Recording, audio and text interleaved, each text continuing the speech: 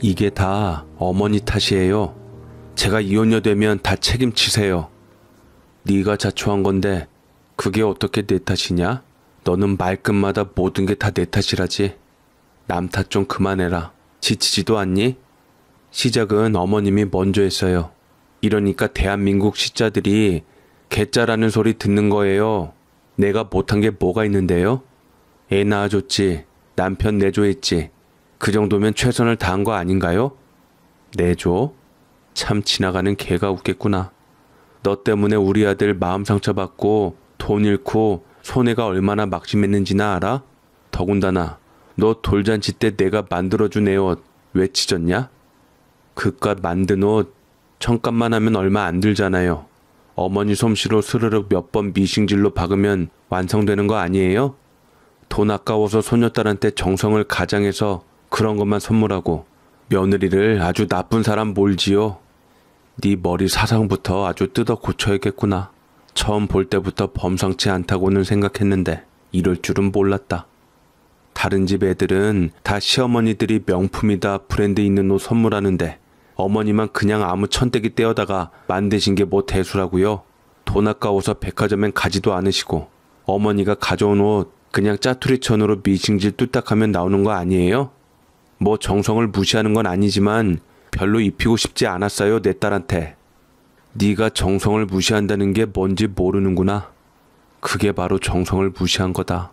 어느 며느리가 시어머니가 돌대 옷을 만들어 왔는데 그걸 찢어버리겠냐? 그때 저도 마음이 안 좋기도 하고 어머님을 오해하긴 했지만 어쨌든 어머님 때문에 그 일랑 맨날 틀어진 건 맞아요. 오해? 참나. 2번 오해했다가는 시애미도 잘라버리겠구나. 내 이런 얘기까지 안 하려 했는데 오죽하면 네 친정부모님이 개차반인 네 성정에 치를 떨고 너를 버렸나 싶구나. 안녕하세요. 저는 66세 전예분이라는 사람입니다. 다들 어려운 시절을 살았겠지만 저 역시 찢어지게 가난하고 어렸을 때부터 가난한 집안에서 자랐기에 집안 살림에 보태고자 미싱 시다로 들어가게 되었습니다. 어찌 보면 제 인생의 처음이자 마지막인 제 직업이자 재주가 되었습니다. 그때가 아마 19살 막 사회로 나와 돈을 벌기 시작할 나이였습니다. 저는 흔히 동생 줄줄이 딸린 장녀였기 때문에 집안 형편이 어려워서 학업은 일찌감치 포기해야 했고 부모님은 배고픈 동생들을 위해서 저보고 빨리 돈을 벌어오라 하셨습니다. 요새 아이들은 청춘을 즐기며 대학교도 가고 행복한 시대에 살고 있는데 그때의 낭랑했던 저는 모든 꿈을 잃고 돈을 벌기 위해 선택의 여지가 없었습니다. 저는 마을 어귀에 있는 작은 봉제 공장에 들어가 미싱 시다로 첫 발을 내디뎠습니다. 사실 미싱이란 걸 본 것도 그때가 처음이었습니다. 공장 문을 열고 들어섰을 때 기계 돌아가는 소리가 얼마나 컸던지 귀가 멍멍할 정도였죠. 작은 방 안에는 20명도 넘는 여공들이 쭈그리고 앉아 미싱을 돌리고 있었습니다. 저도 그들 사이에 끼어 앉았는데 처음엔 너무 서툴러서 실밥도 제대로 맞추지 못했습니다. 바늘이 실을 잡지 못하고 헛도는 소리가 들릴 때마다 주변에 있던 언니들이 조용히 한숨을 쉬곤 했습니다. 그러면 괜히 어깨가 움츠러들었습니다. 잘해야 할 텐데 라는 생각에 마음은 급했지만 손은 쉽게 익숙해지지 않았습니다. 공장 안 공기는 뜨겁고 숨이 턱턱 막혔습니다. 창문이 있었지만 항상 닫혀 있어서 환기가 잘 안 됐습니다. 여름이 되면 더위에 땀이 줄줄 흘러 미싱 기계가 미끌거렸어요.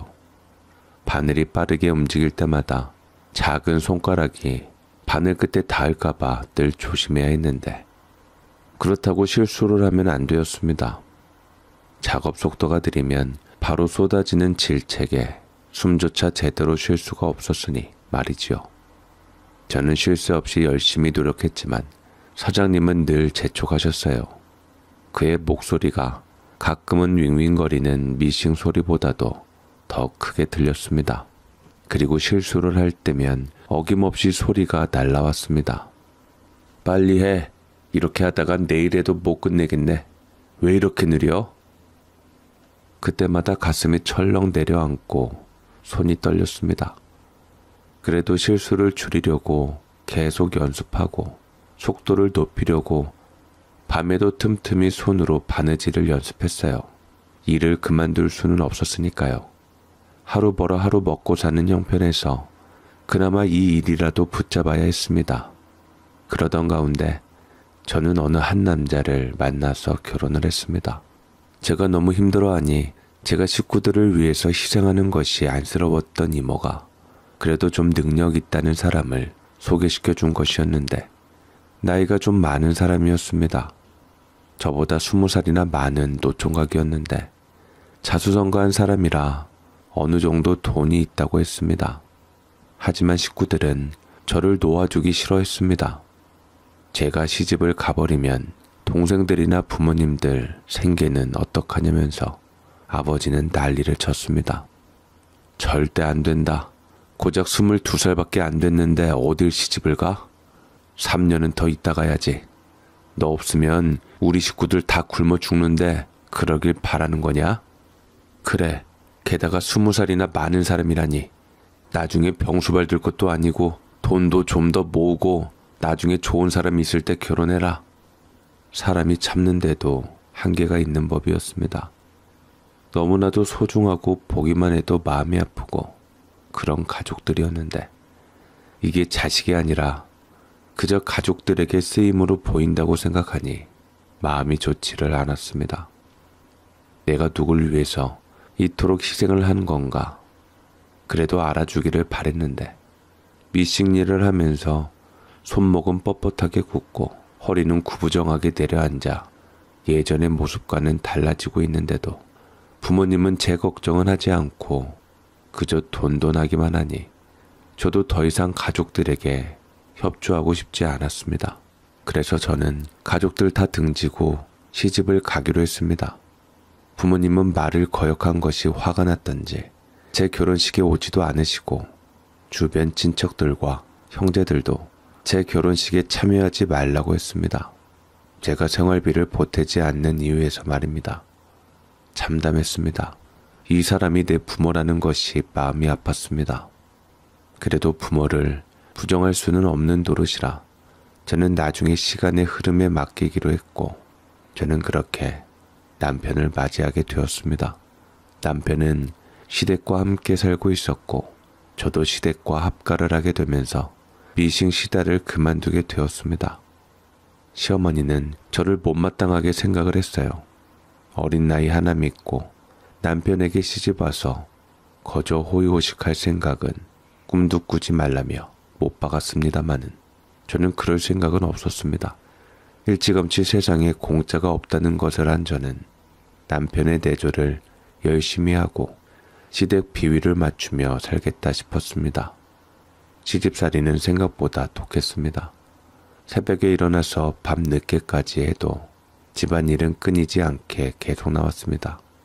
사이사이 집안일 하기도 지치기는 했고 임신을 하게 되면서 더 힘들게 느껴졌습니다.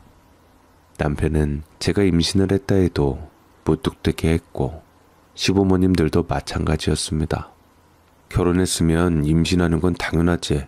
유난 떠는 사람들 보면 난 이해를 못하겠더라. 맞아. 남편이 밖에서 돈 벌어오면 알아서 집안일하고 애 갖는 건 여자 몫인데 참나. 우리 때만 해도 그러는 게 어디 있어. 요즘 여자들 아주 세상 살판 났다니까. 저도 그렇게 생각해요. 여자가 당연히 시집 왔으면 해야 할 일들이니 제가 열심히 더 잘할게요. 그래서 말인데 당분간 내가 네 이모를 쓰기로 했다. 네 이모님이 워낙 네 걱정을 많이 해서 내가 일일이 네 안부 전해주기도 귀찮아서 이모랑 일 잘 분배해서 일해봐라. 내가 이건 귀찮아서 하는 거야. 그래도 나름 정이 있었던 것은 말은 그렇게 해도 전보다 시집살이를 좀 적게 시켜주기는 했습니다.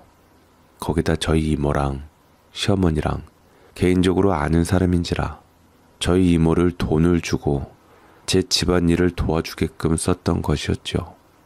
무뚝뚝하고 차갑고 독하다고만 생각했는데 대신 고맙기도 했습니다. 좀 쉬는 동안 저는 그래도 했던 일이 미싱일이라 태교에도 좋다고 해서 남편에게 미싱기를 사달라고 겨우 부탁해서 집에서 간단한 것을 만들기 시작했습니다. 제가 그래도 손재주가 뛰어난 편이라 집에 있을 만한 커튼이나 식탁보, 냉장고 커버 이런 것은 간단하게 만들어 놓으니 시어머니랑 친구분들이 와서 감탄을 하셨습니다. 어머나, 이거 며느님이 만든 거예요? 세상에 너무 잘했네. 군뱅이도 구르는 재주가 있지요? 뭐 필요한 거 있으신 만들어 드릴게요. 태교 삼아서 손 놀리고 있는 거라서요. 이렇게 손재주 좋은 군뱅이가 어딨냐? 우리 며느리가 만든 거 공짜로는 못 주고 뭐 하나씩 덕담이라도 해라. 덕담 값에 한 번씩 써보고 그 다음에는 돈 내고 필요한 거 사.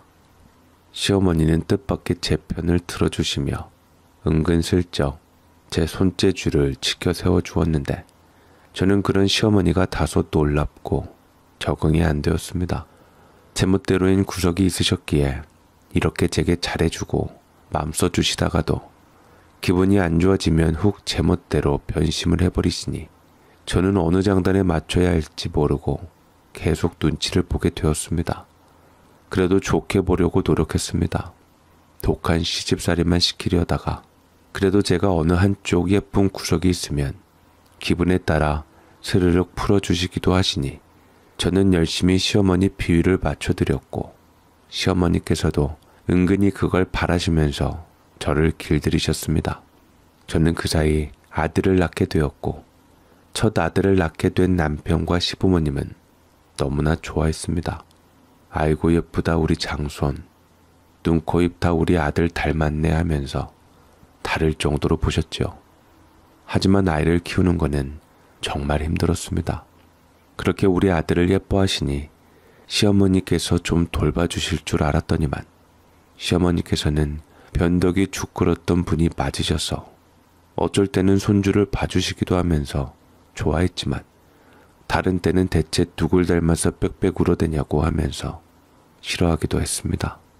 저는 언제 마음이 획획 바뀔지 모르는 시댁에서 버티고 있었는데 아들이 태어나면서부터 언젠가부터인가 남편의 사업이 잘 되지 않았고 사기를 당하게 되면서 집안이 기울기 시작했습니다.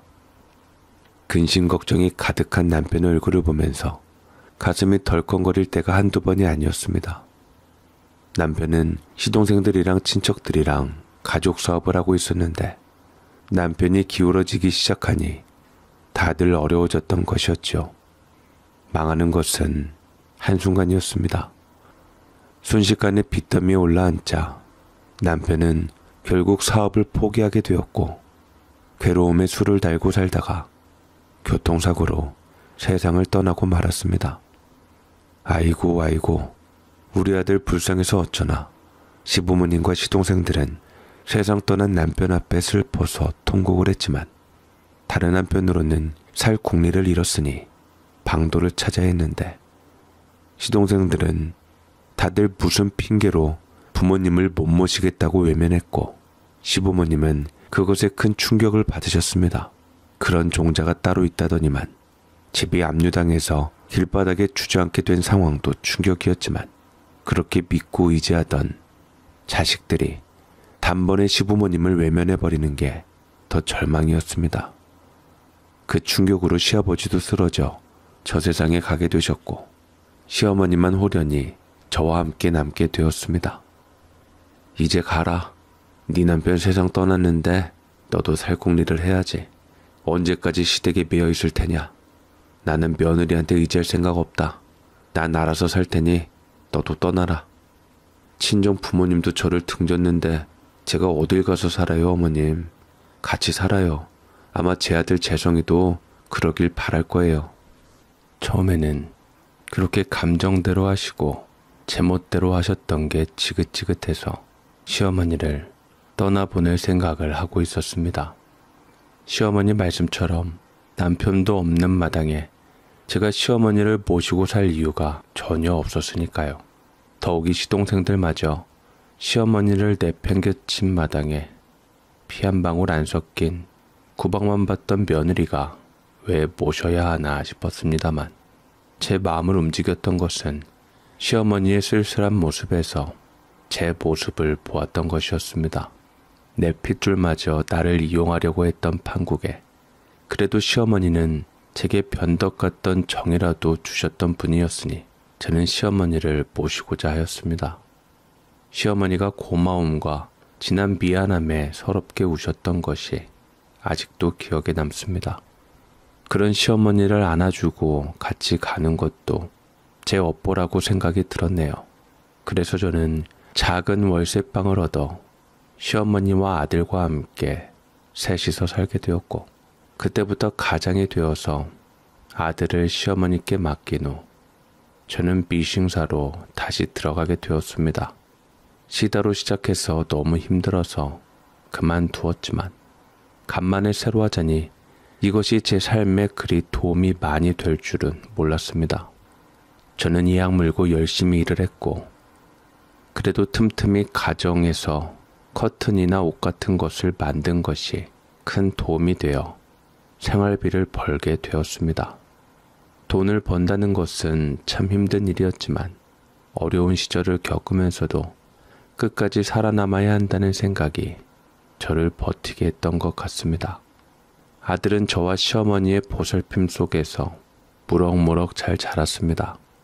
비록 가난했기에 많은 것을 해주지는 못했지만 그래도 굶지 않고 도시락 챙겨 보내며 키우게 되는 것만으로도 감지덕지했습니다. 아들은 제가 힘들게 돈 버는 것을 보고 고사리 손으로 시어머니와 함께 집에서 간단한 부업을 도와주었는데 저는 그것보다 아들이 공부를 잘하기를 바랬지만 아들은 말을 듣지를 않았습니다. 나는 돈 많이 벌 거야, 엄마. 내가 돈 벌어서 엄마 비행기 태워줄 테니까 나만 믿어. 무슨 수로? 너 때는 이제 대학 안 나오면 사람 취급받기 힘들어. 그러지 말고 공부해라. 엄마 소원이야. 됐어. 공부도 돈 있는 집에서 하는 거지. 나 같은 게 무슨 공부야. 나는 그냥 공부 안 하고 돈 벌 거야. 이렇듯 아들은 말을 듣지를 않았고 저는 그런 아들이 마음이 아팠습니다. 하나라도 더 배워서 대학을 가야 엄마처럼 힘들게 고생하지 않고 돈을 벌 텐데 꿈조차 돈을 버는 게 돼버린 아들을 바라보며 저는 한숨을 내리쉴 수밖에 없었습니다. 하지만 그런 아들을 변화시킨 것은 뜻밖의 시어머니의 죽음이었어요. 시어머니께서는 어느 날 시아버지와 남편의 꿈을 꿨다며 시름시름 앓기 시작하더니만 몸져 눕게 되었습니다. 그런 시어머니를 병수발했던 것은 아들이었습니다. 학교를 그때부터 가지 않기 시작하며 시어머니 수족이 되어 병간호를 하는데 저도 이제 머리가 커버린 아들을 마음대로 할 수가 없었기에 답답하기만 했고 그렇게 저는 속만 끓이고 시간을 보내었습니다. 처음으로 시어머니를 괜히 모셨나 후회하는 순간이기도 했습니다. 그렇게 1년여간 투병 생활을 마치고 어머님께서는 편안하게 눈을 감으셨고 이제 아들과 나 둘이서 이 약 물고 살아야겠구나 싶었는데 그때 아들이 벼랑간 제게 말을 했습니다. 엄마, 저 공부할게요. 할머니 유언이 엄마 말 잘 들으라는 거였어요. 엄마가 저를 보고 산다며 공부하라고 마지막까지도 제게 신신당부를 하셨어요. 그렇게 제가 말할 때는 듣지를 않더니만 아들은 어머니의 유언 한마디에 바로 공부를 하겠다 했던 것이 서운하기도 했습니다. 하지만 생각하면 그도 그럴 것이 어렸을 때부터 저는 일한답시고 나가 있었고 늘상 시어머니가 아들의 모든 것을 다 봐주셨으니 아들에게는 시어머니가 어머니보다 더 가까운 존재였죠. 저는 그나마 그래도 시어머니가 제 역할을 해주고 가셨음에 감사했습니다. 아들이 그때 나이 고등학교 2학년이었는데 이미 출석 일수가 너무 많이 빠져버려서 수업 일수 부족으로 한 학년 더 다녀야 할 실정이었습니다. 아들은 그러느니 차라리 자퇴하고 검정고시를 보고 대학 시험을 준비하겠다고 노선을 정했고, 저는 아들이 바라는 대로 그렇게 해주며 없는 살림에 아들 학원비를 대었던 것이었죠. 아들은 검정고시를 합격한 후 공부에 매달렸지만 이미 기초를 많이 놓친 탓에 따라가기가 쉽지는 않아 보였습니다. 애쓰는 모습이 안쓰러워서 이미 늦은 거 괜히 고생하지 말라 해서 못하겠으면 하지 말라 했는데, 아들은 의지를 다지고 최선을 다하며 공부했습니다. 그 결과 서울에 있는 4년제 대학에 합격할 수 있었습니다. 비록 명문대는 아니었지만 이름 들으면 알만한 대학이었고, 아들이 그래도 서울 4년제에 합격한 사실에 너무나도 저는 기뻤습니다.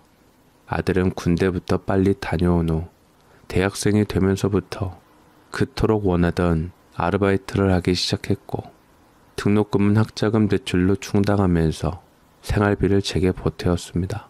저도 아들이 노력하는 만큼 공장에서 미싱 재봉사로 있다가 돈을 얼추 벌어서 작은 가게를 하나 떼었습니다.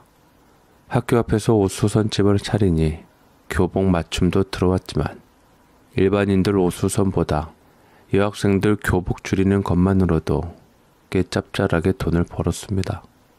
돈이 생각보다 잘 벌리니 저는 살던 집을 처분하고 생전 처음 아파트를 가게 되었는데, 아들 역시 아파트에 그동안 아르바이트해서 번 돈을 보태어 대출 없이 살 수 있었지요. 아들 이름으로 해주려다가 사양해서 제 이름으로 하게 되었는데, 언젠가 장가가면 이 집을 아들 명의로 바꿔주겠다 다짐했습니다. 아들은 대학 생활을 하다가 문득 외국에 관심이 생겨 영어 공부를 하기 시작했습니다. 그러다 열심히 한 푼 두 푼 돈을 벌어 미국 배낭여행을 큰맘 먹고 가게 되었죠. 그리고 아들은 그 여행에서 운명의 단짝을 만나게 되었습니다. 용기 내어 처음으로 간 미국 여행에서 운 나쁘게 강도를 만나 지갑과 여권을 털려서 큰일 날 뻔했는데, 다행히 그곳 현지인이 도와줘서 목숨을 구했다고 했습니다. 그리고 잠시 그곳에 머무르게 되었는데 거기 집딸과 인연이 되었던 것이었습니다. 아들은 여행에서 다녀와 제게 사진까지 보여주며 무용담을 들어놓았는데, 노란 머리 인상 좋은 외국인 부부 사이에서 함께 사진을 찍었던 것은 검은 머리 한국인 여자였습니다. 이 여자 한국 이름이 은지래요. 영어 이름은 로라고요. 저 진짜 큰일 날 뻔했는데 여기 분들 덕분에 살게 되었어요. 보니까 두 분 다 미국 사람인데 은지를 입양했더라고요. 인연이구나. 또 어떻게 그렇게 만나다니. 그럼 그 애는 계속 미국에 있는 거야? 저 보러 한국으로 한번 놀러 온대요. 좋은 친구가 될 것 같아요. 저랑 나이도 동갑이고 그래도 은지가 뿌리가 한국이라 한국인 친구들이랑 어울리면서 공부를 많이 했더라고요. 그의 엄마는 한국 어딘가에 있을 텐데 언제 한번 오면 네가 도움 좀 줘라. 듣기만 해도 딱한 사정이구나. 저는 아들에게 그리 얘기를 했고 아들은 끄덕이며 제게 알겠다고 했습니다. 아들은 미국 여행의 후유증에서 벗어난 뒤 조금씩 현실로 돌아왔고 대학을 졸업하자마자 바로 취업을 하게 되었습니다. 중견기업에 취직을 하게 되었는데 이제 번듯한 직장인이 되니 좋은 여자 만나서 결혼하면 더 이상 아들에 대해 걱정을 할 것이 없어 보였습니다. 저는 일을 하면서 자리 잡아 그래도 어느 정도 먹고 살게 되었으니 이것도 참 잔잔한 행복이다 싶었습니다. 주변에서 아들 잘 키웠다고 말하며 선자리를 소개하려고 했지만 괜히 잘 되면 본전, 중매 잘못 서면 뺨이 석대라고 아들 일이니 더더욱 결혼의 만큼은 참견하고 싶지 않았습니다. 조건들이 다 좋은 여자들만 나와서 탐낼 법도 하지만 그래도 결혼은 사랑하는 사람과 맺어져야 한다고 저는 믿고 있었습니다. 왜냐면 제가 중매 결혼을 조건에 맞게 결혼했다가 많이 후회했으니 아들에게만큼은 그런 후회를 남겨주고 싶지 않았습니다. 더욱이 우리 때와는 달리 아들에게는 자유연애가 많아서 좋고 싫음이 분명했으니 아들은 자기가 원하는 좋은 여자와 결혼을 할 수 있을 거라고 저는 분명히 믿고 있었습니다. 그때 아들에게 소식이 왔습니다. 컴퓨터로 메일을 확인하더니만 제게 조심스럽게 말을 했습니다. 엄마, 죄송한데요. 혹시 저희 방 하나 남는 거 제 친구한테 빌려줘서 여기서 지내게 할 수 있을까요? 여기서? 글쎄다. 서로 피차 불편하지 않을까 싶구나. 어떤 친구인데 그러니? 왜 저번에 있잖아요. 옛날에 저 미국 여행 다녀왔을 때 저 구해줬던 집 딸 로라요. 어릴 적 입양되었다는 친구요. 그 친구가 이번에 진짜 한국으로 오는데 혹시 저희 집에서 묵어도 되냐고 해서요. 저는 솔직히 저희 집에서 남이 묵는 것이 불편하다는 생각이 들어 거절하려고 했지만 생각을 해보니 아들이 그 집에 목숨 빚이 있었고 아들 또한 그 집에서 오랫동안 머물렀기에 저는 차마 안 된다고 말을 할 수가 없었습니다. 또 제가 원수는 안 갚아도 은혜는 갚는 사람이었던지라 기꺼이 방을 내어주기로 했습니다. 그리고 머지않아 미국에서 로라라는 여자애가 왔습니다. 한국 이름이 은지라고 하니 로라보다는 은지가 더 입에 붙었기에 은지씨라고 하며 맞춰주었습니다. 안녕하세요 어머님. 제 성이 친구예요. 로라든 은지든 편하게 불러주세요. 그래요, 고마워요. 우리 아들 미국에서 목숨 구해줬다는데 내가 정말 고맙더라고요. 우리 집에서 여행하는 동안 푹 머물다 가요. 환영해 주셔서 감사합니다. 은지는 굉장히 싹싹하게 말을 했고 저는 그런 은지가 마음에 들었습니다. 보통 미국 사람이면 자유분방하고 한국식 예의를 잘 모를 줄 알았는데 은지는 한국이 익숙하다는 듯 너무나도 편안하게 잘 지내었습니다. 아들도 너무나 빠른 적응력에 놀라며 대단하다고 했고 은지는 어깨를 으쓱이며 칭찬으로 알겠다며 좋아했습니다. 은지는 한국에 여행 와서 딱히 하는 것은 없었어요.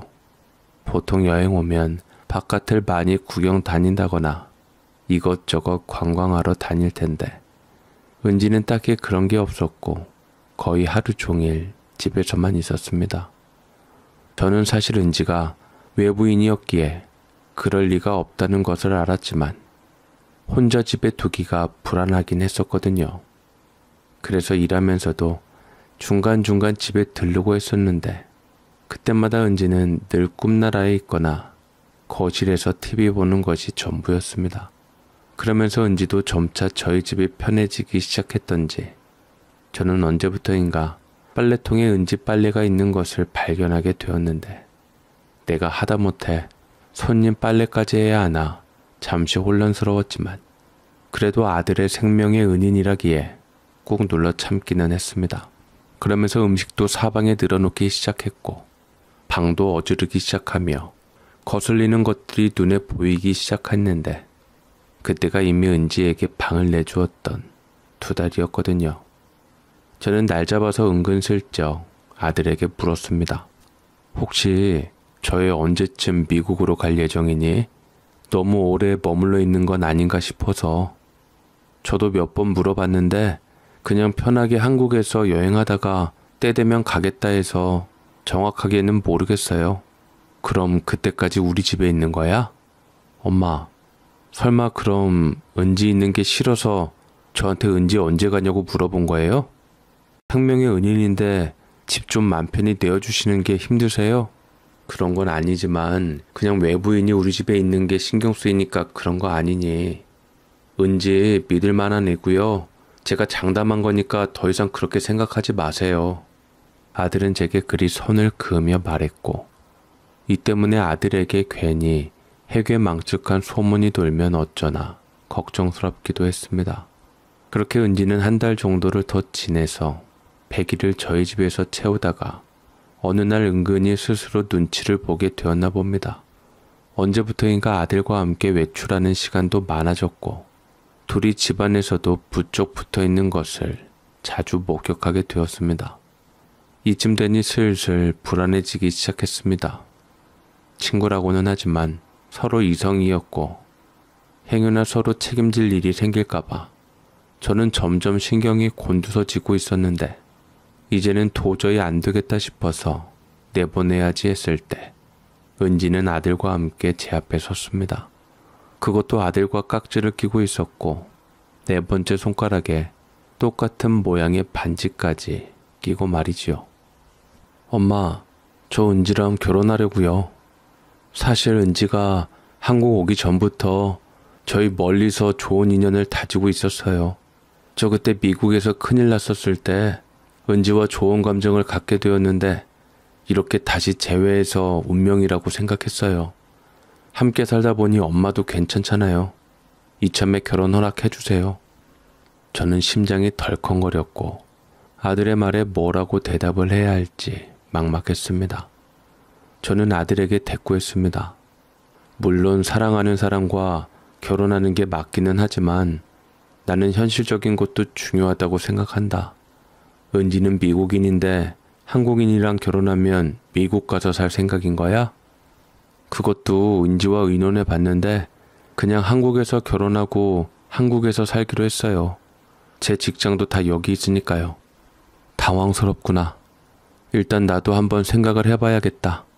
가족을 받아들이는 일이니 내게도 시간을 다오. 깊게 생각하지 마세요, 엄마. 은지 엄마가 봐왔듯 좋은 사람이라는 것만 기억해 주세요. 은지가 물론 싹싹하고 좋은 것은 맞았지만 제멋대로인 구석이 많았습니다. 고리타분할지 모르겠지만 저는 아들의 아내라면 적어도 내조를 위해서 노력하고 좀 깔끔하고 정리정돈도 잘하고 집안 살림 좀 할 줄 아는 현모양처간 며느리가 내심 바랬습니다.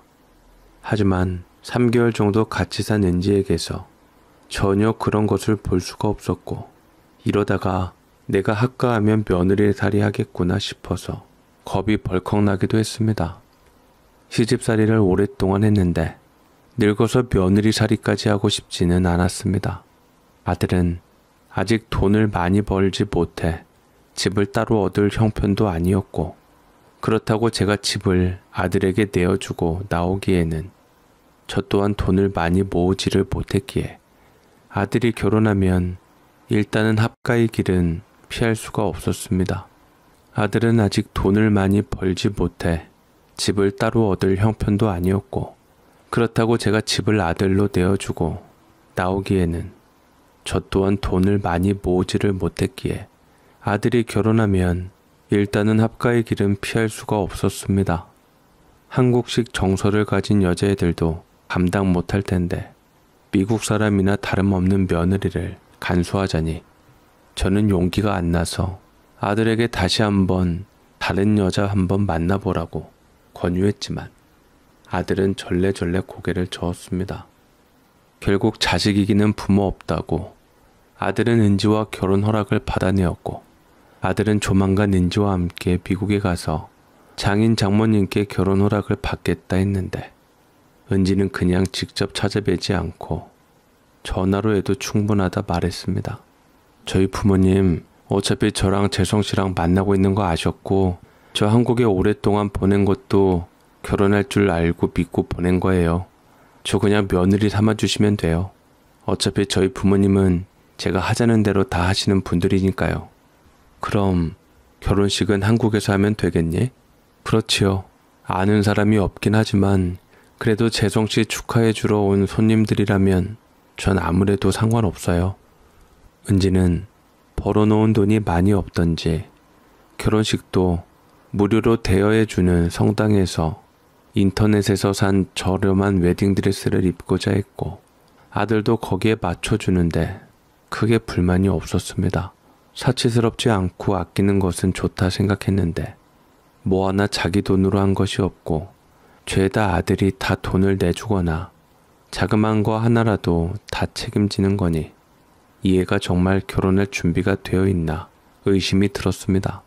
한국에 온 뒤 미국에 가지 않은 채 바로 결혼식을 올리는 거 보면 정말 결혼을 하러 한국에 왔나 싶기도 하고 대체 은지에 대한 정체가 뭔지 이렇게 결혼식을 해도 되는 건지 찜찜하기만 했습니다. 제가 은지에 대해 한숨을 쉬니 단골 손님으로 오던 친한 언니가 말을 했습니다. 거기 미국에 있는 부모랑 직접 전화 통화를 한번 해보는 건 어때? 나는 그게 맞을 것 같은데. 미국도 격식 있는 집은 한국보다 더 따진다더라. 격식이 없는 집인가? 거기 미국 부모는 참 인상들이 좋던데. 근데 내가 영어를 못하는데 어떻게 통화를 해? 요새 다 번역기 있잖아.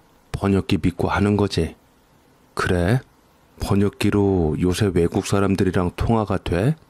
나도 해본 적은 없지만 한번 해보는 거지 뭐. 알았어. 그럼 내가 우리 며느리 될 아이한테 전화번호를 한번 물어봐야겠네. 근데 참 자기 아들도 대단하다. 겁도 없이.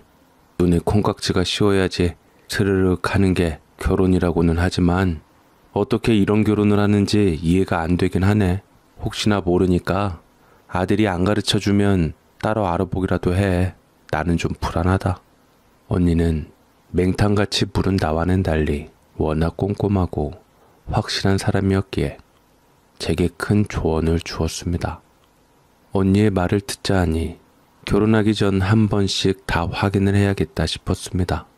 하지만 언니 말 맞다나 번역기를 돌리며 전화를 걸었지만 미국 부모는 처음에 전화를 받지 않다가 나중에는 겨우 통화가 되었을 때 로라에 대해서 얘기하자 다시는 로라의 일로 연락하지 않았으면 좋겠다며 얘기를 하고 끊어버렸습니다.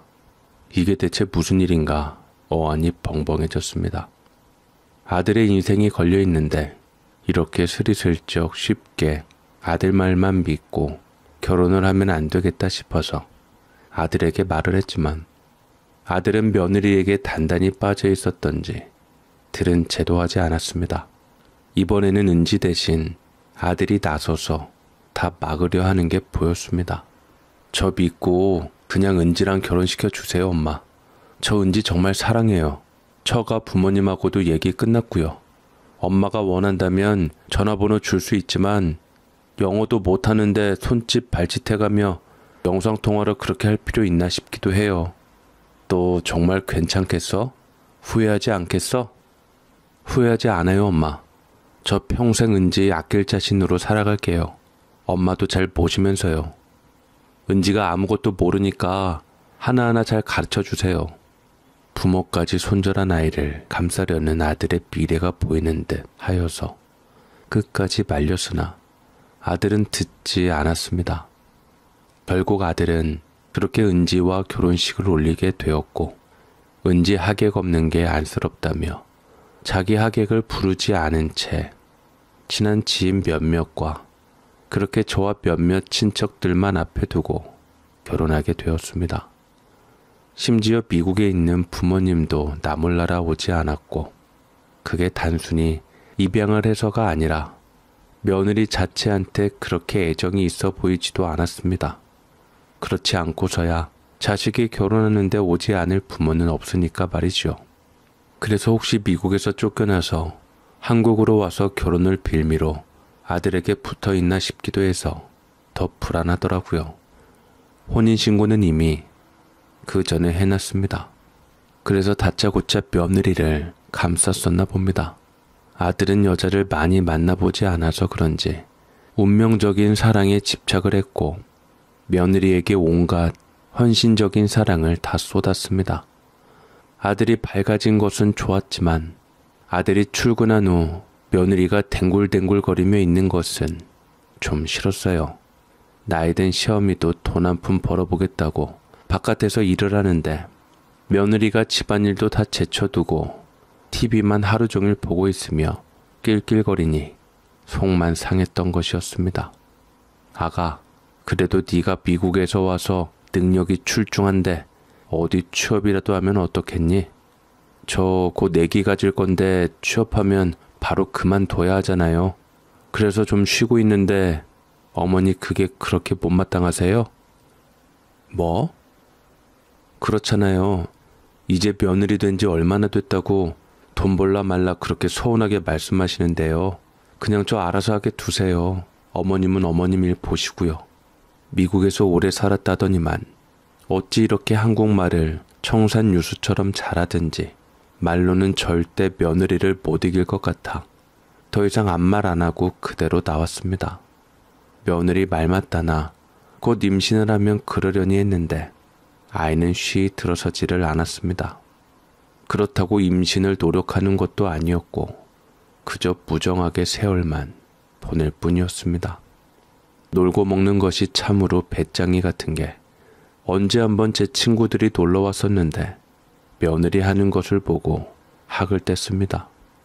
모처럼 친구들이 놀러와 저는 그냥 전날 집에서 반찬을 잔뜩 만들어서 같이 식사나 하고 즐겁게 시간 좀 보내려고 했는데 어김없이 집에 며느리가 있었습니다. 안에 있는 것 뻔히 아는데 시어머니 친구들 오면 인사도 좀 하고 어차피 식사를 해야 하니 같이 먹으면서 얘기도 살갑게 나누고 하면 저는 그걸로 만족했습니다. 하지만 친구들이 와도 나오지를 않았습니다. 방 안에서 음악 소리가 나길래 저와 제 친구들은 며느리가 방 안에 있다는 것을 알았습니다만 며느리는 인사하러도 나오질 않았습니다. 그러니 제가 다 무안했습니다.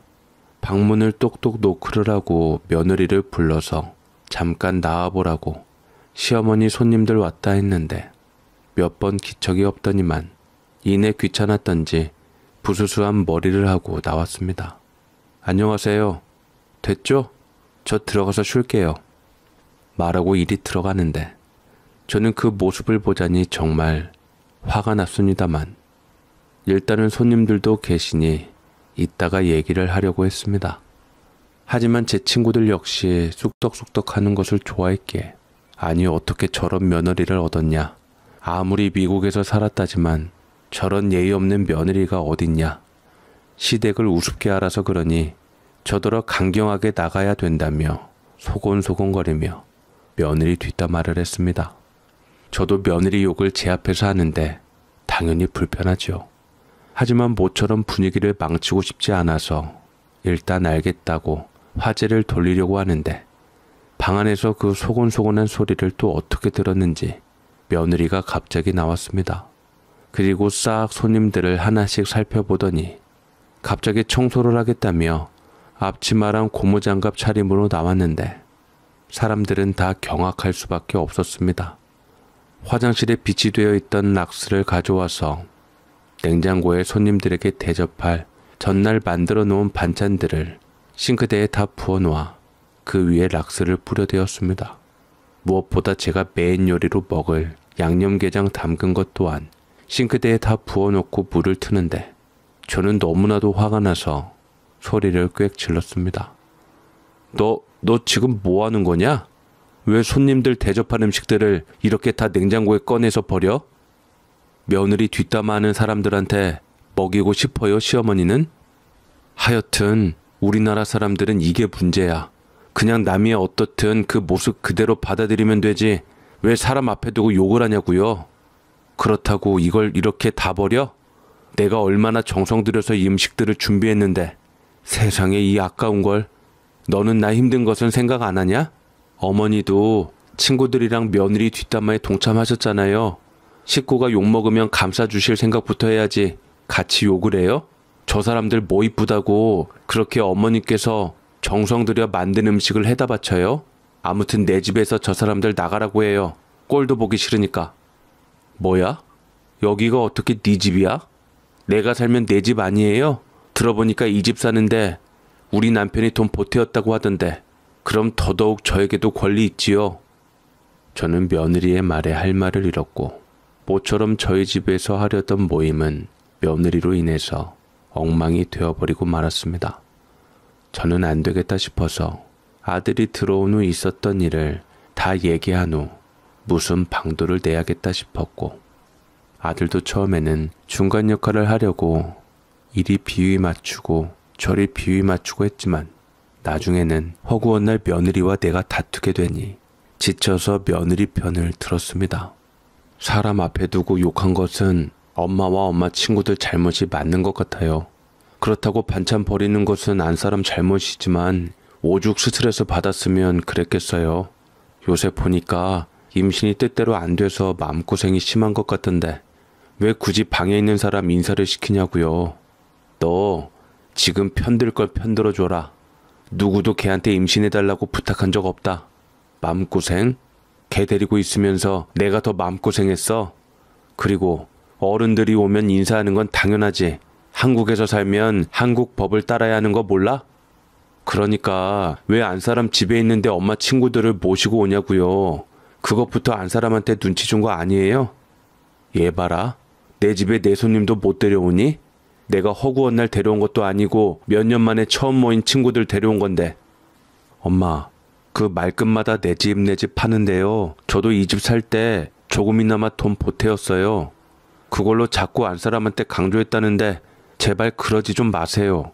그게 사람 얼마나 위화감 들게 만드는 줄 아세요? 참나. 그래, 나도 니들하고 같이 못 살겠다. 너야말로 니 돈 보탰다고 니 안 사람이 그렇게 배째란 식으로 나오니까 이참에 니가 보탠 금액 내가 주마. 그걸로 나가든지 분가해서 살든지 해라.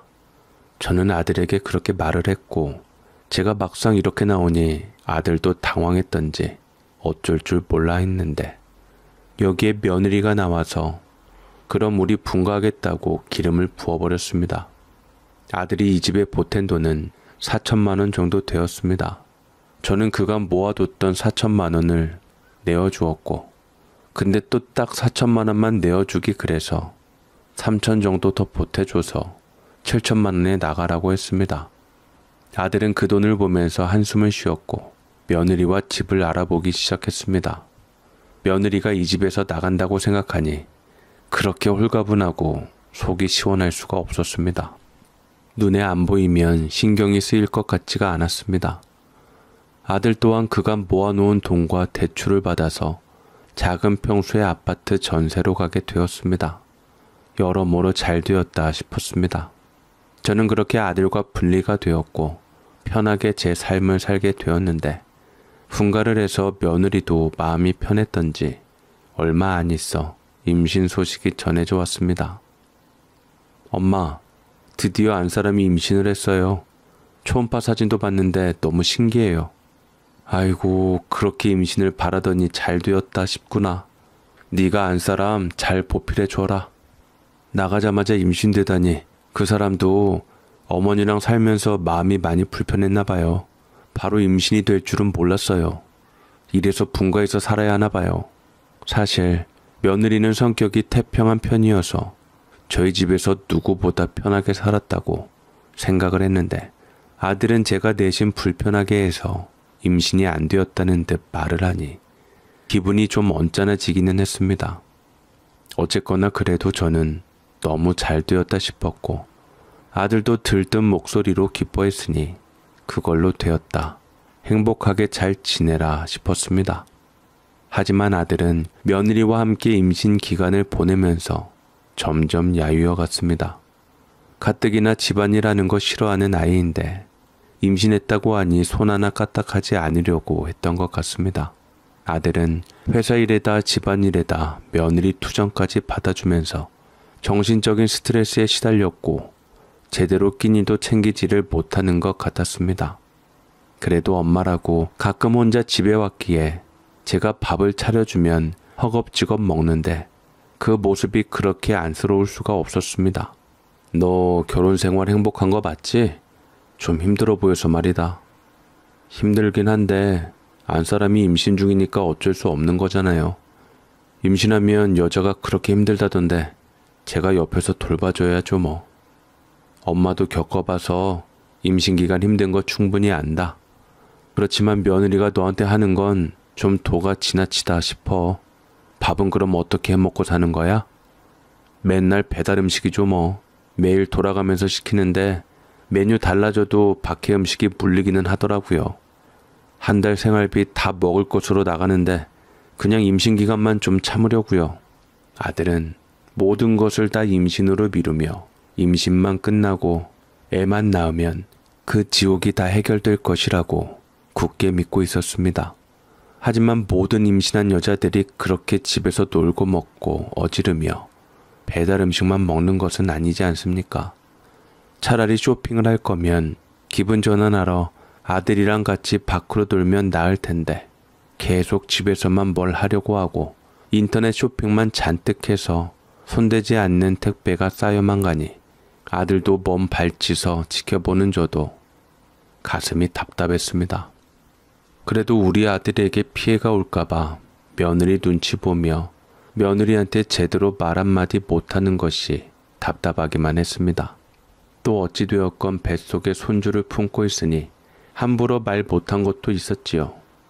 그래서 아들도 저도 임신기간 끝날 때까지 애만 낳으면 모든 게 다 해결될 것이라고 막연히 믿었던 것 같습니다. 그리고 드디어 아이를 낳았고 며느리는 제왕절개로 손녀딸을 낳았습니다. 손녀딸이 태어났다는 소식을 듣고 저는 일도 다 멈추며 셔터를 내린 후 당장 병원에 손녀딸을 보려고 갔습니다. 아이는 건강하고 너무 예뻤습니다. 아들과 며느리 예쁜 구성만 닮아서 좋았고 무엇보다 건강하다고 하니 제일 좋았습니다. 며느리는 병원 부설의 산후조리원을 가겠다고 했는데 그 조리원비가 만만치 않았지만 그래도 애써서 손녀딸을 낳아준 며느리한테 아깝지 않다고 생각해서 제가 보태주었습니다. 이미 아들의 통장은 바닥나 있었으니 제가 그때는 도움을 줄 수밖에 없었습니다.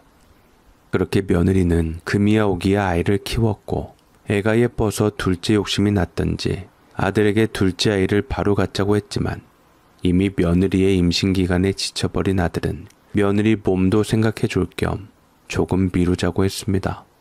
임신기간이 끝나면 평화를 찾을 거라고 했던 아들의 예상은 완벽하게 빗나갔습니다. 며느리는 이제는 아들이 퇴근하면 육아를 미뤘고 본인은 또다시 손 하나 까딱 안 하기 시작했던 것이었지요. 이제는 도저히 안 되겠다 싶어서 한마디 하려고 했는데 아들이 말려서 겨우 넘어갈 수밖에 없었습니다. 주말에 아들은 손녀딸을 늘 저희 집으로 데려왔고 손녀딸을 제게 맡긴 후 그제서야 부족한 잠을 잤습니다. 자는 것이 안쓰러워서 놔뒀더니 만 하루가 넘어갔는데 애 데리고 외박했다고 며느리는 난리를 치며 저희 집까지 쫓아왔습니다. 어머님, 왜 자꾸 우리 남편 주말에 불러내시는 거예요? 쫓아낼 때는 언제고 이제 와서 저만 쏙 빼놓고 손녀딸이랑 아들이랑만 끼고 있으니까 좋으세요? 그게 무슨 말이냐? 네가 주말에 네 남편한테 애 맡겨서 나한테 도움받으려고 찾아온 거 아니냐? 그럼 저도 부르셨어야지요. 도움을 빌미로 지금 아들이랑 손녀딸만 불러내셔서 저 따돌린 거 아니냐고요? 저는 며느리의 말에 황당하기도 했지만 내심 며느리의 심정을 아예 이해 못하는 바는 아니어서 다음부터 아들에게 너 혼자 오지 말고 며느리하고 같이 오라고 했습니다. 하지만 아들이 그렇게 안 해본 게 아니고 며느리가 애시당초 저희 집에 가지 못하게 만들었기 때문에 아들은 그렇게 나왔다고 합니다. 하지만 아들이 애 데리고 나가면 갈 곳이 어딨겠습니까? 가봤자 저희 집이었던 것을 모르는 게 아닐 텐데 며느리는 그것 가지고 트집을 잡았고 아들을 쥐잡듯 잡았습니다. 아들은 도살장에 끌려가는 소마냥 애를 데리고 집으로 갔습니다. 아들 딴에도 며느리를 봐서 웬만큼 결혼 생활을 버티려고 노력한 것 같았습니다.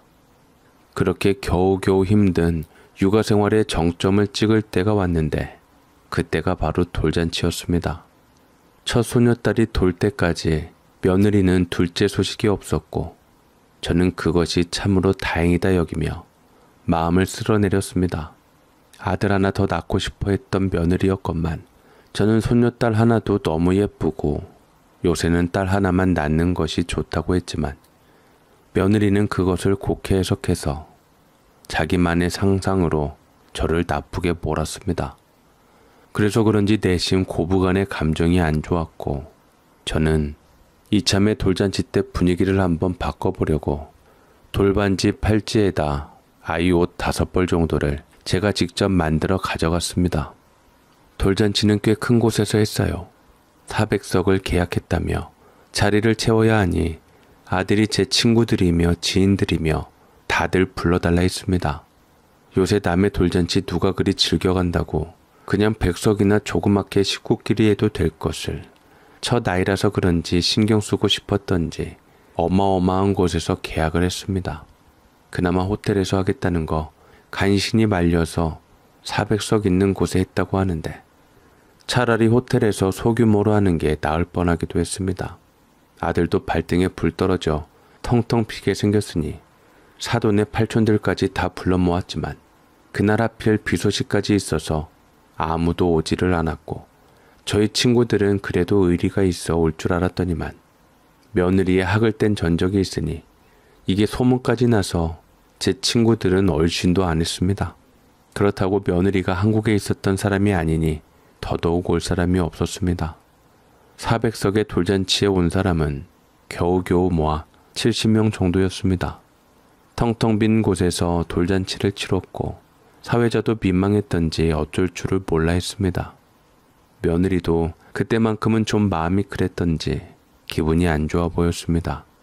돌반지도 금값이 비싸서 제가 가져온 돌반지나 돌팔찌 그리고 친척이 가져온 돌반지 하나가 전부였습니다.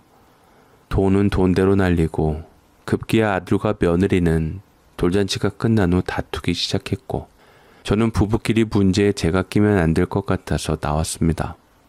그런데 제가 깜빡 잊고 핸드폰을 두고 왔더라고요. 저는 핸드폰을 찾으러 조심스럽게 대기실로 다시 갔는데 며느리와 아들의 싸움이 그새 끝났는지 생각보다 조용했습니다. 그래서 저는 핸드폰을 찾으러 맘 놓고 가게 되었는데 며느리가 영어로 뭐라고 하면서 옷을 찢으면서 분풀이를 하기 시작했습니다. 애꿎은 옷은 뭔 죄인가 싶어서 그냥 모른 척 핸드폰을 가져가려고 하는데 가만히 보니 며느리가 찢는 옷이 유달리 작았고 그것이 제가 직접 만들어 온 옷이라는 것을 알게 되기까지는 얼마 걸리지 않았습니다. 얘, 너 뭐 하는 거니? 그거 내가 손녀딸 만들어준 옷 아니니? 안 가시고 또 여기 왜 오신 건데요? 대체 뭘 또 꼬투리를 잡으시려고요? 뭐? 그게 무슨 소리냐? 내가 무슨 꼬투리를 잡아? 어머니가 무슨 400석이나 잡냐고 했다면서요.